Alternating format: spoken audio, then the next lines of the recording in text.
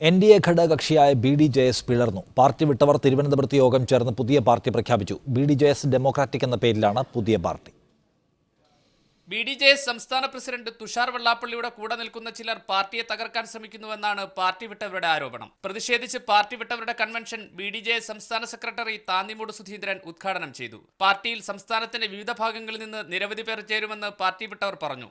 ജനാധിപത്യം നശിച്ചതുകൊണ്ടാണ് ഡെമോക്രാറ്റിക്സ് എന്ന നാമോദയത്തിൽ BDJS സംസ്ഥാന തലത്തിൽ തന്നെ ഇന്ന് പിളർന്ന് ഒരു പുതിയ സംവിധാനത്തിന് വേണ്ടി രൂപം കൊടുക്കുന്നത്.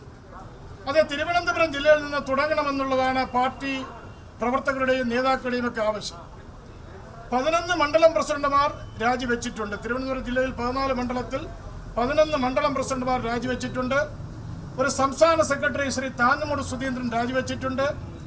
മറ്റൊരു സംസ്ഥാന യുവജന വിഭാഗത്തിന്റെ വൈസ് പ്രസിഡന്റ് തോന്നക്കൽ ബൈജു രാജിവെച്ചിട്ടുണ്ട്. പുതിയ പാർട്ടി NDAയിൽ തുടരണമോ എന്ന കാര്യം പിന്നീട് തീരുമാനിക്കും. വിപുലമായ കൺവെൻഷനുകൾ ചേരാനാണ് BDJS ഡെമോക്രാറ്റിക്കിന്റെ തീരുമാനം.